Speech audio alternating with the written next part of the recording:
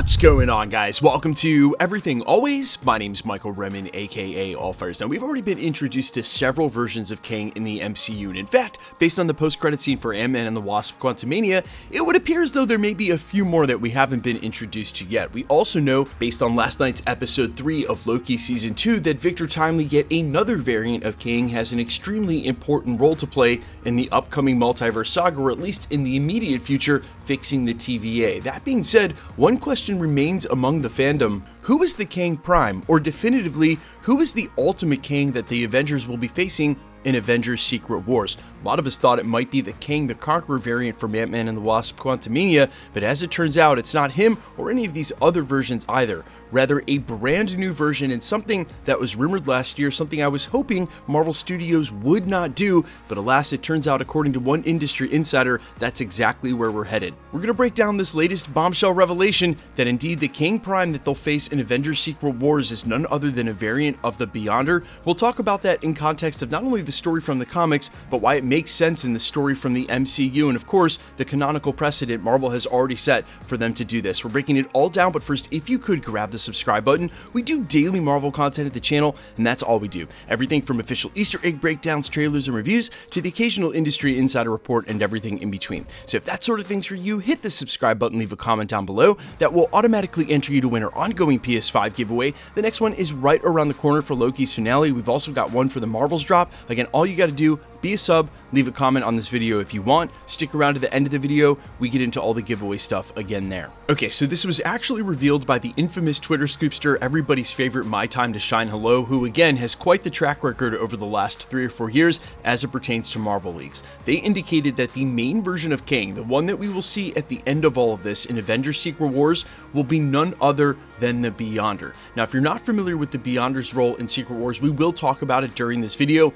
because I think it's important. And as I mentioned during the prologue, I was really hoping Marvel wouldn't do this. This was a rumor that popped up again about 6 to 8 months ago. I thought, no, Marvel, there has got to be a different way you plan on introducing that character into the story. But the more I've thought about it, and now before this most recent update from My Time to Shine Hello, the more it sort of does make sense in the context of the story. So let's start with who the Beyonder is and why he's so important for Secret Wars. The Beyonder is actually a member of a much bigger Beyonder race. They create universes for their young, and the version that we're talking about, the quote-unquote Beyonder that apparently Kang will be, thought that his entire universe was all that existed until the other Beyonders created Molecule Man, another important player in Secret Wars, which created an accidental hole in the Beyonders universe. Now, this is what allows him to observe Earth in the first place and become infatuated, and at some point, he's what intervenes to start creating the incursions and leads to the first Secret Wars. He eventually gives himself a human form so he can experience the Marvel Universe for himself. That's what leads to the second Secret Wars, where Dr. Doom is actually able to kill him,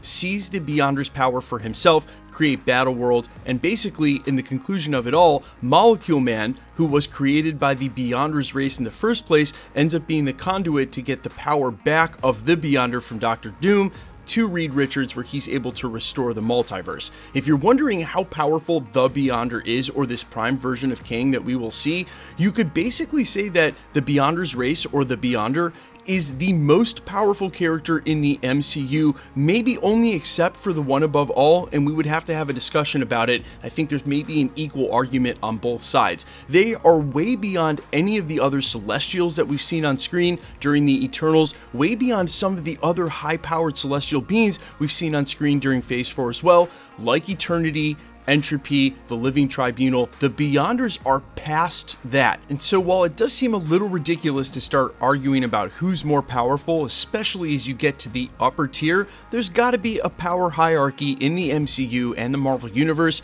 and basically the Beyonder is who sits on top of it. Now, in context of what we've seen already during the Multiverse Saga and Kang, this all fits rather nicely. If it's ultimately revealed that Kang's true origin is as the Beyonder, who then gave himself a human form to be inserted into the timeline, or should I say timelines, in the multiverse so that he can experience what Earth is like, that would explain the entire context of his MO and everything we've seen from Kang variants. Not just because they're already super smart and powerful, No, more in the sense of they act exactly like gods who are used to being able to and controlling everything.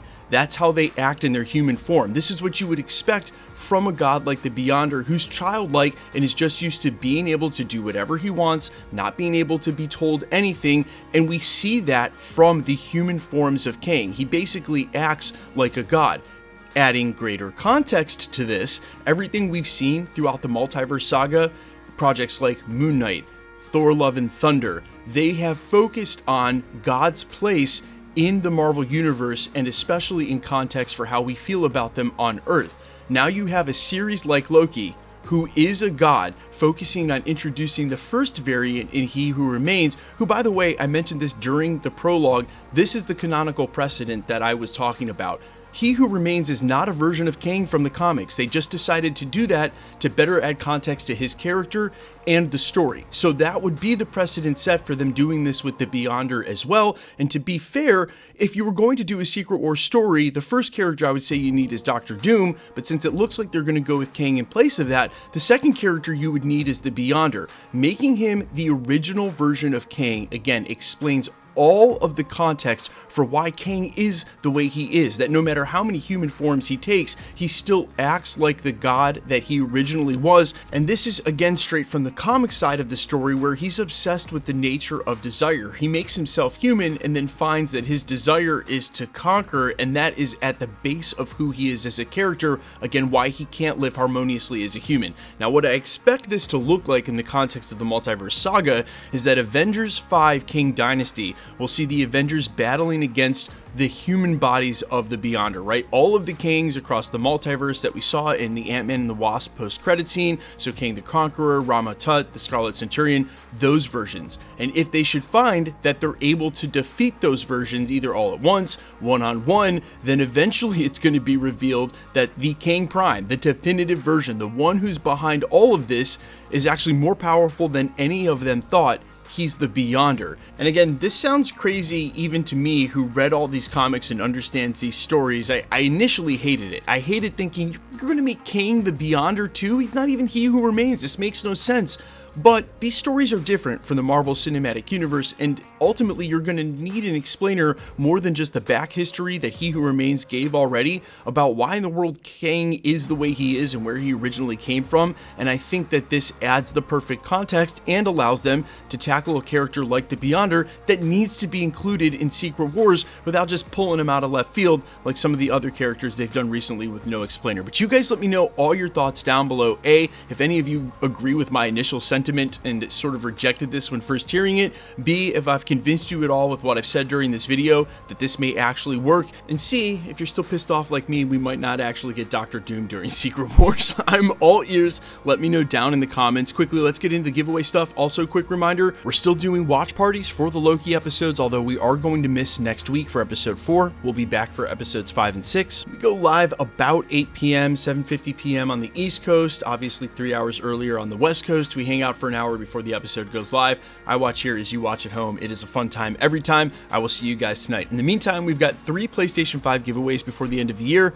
Loki's finale, the Marvels, and What If in December. We're also giving away comic book variants every single day throughout October. In fact, we'll have a new group of winners either in the video tonight or tomorrow. Super simple to be entered to win. All you have to do, hit the subscribe button because you need to be a subscriber, then leave a comment down below. Because it's truly random, the more videos you comment on, the better chance you have of winning. All winners will be announced at the end of videos, the same way we're doing here. The best way to keep up with the content has always been to hit the notification bell with all notifications turned on. And as always, if you like today's video, I'd appreciate it if you'd hit the like button. My name's Michael Roman. Find me in a couple of places, Instagram and Twitter at I'mFires. You can also find me on Spotify, YouTube, Amazon, Apple, iTunes, wherever you listen to original music under the name Allfires. And while I sincerely appreciate you checking my music out, thanks for checking this channel out. Stick around. We'll be posting again real soon.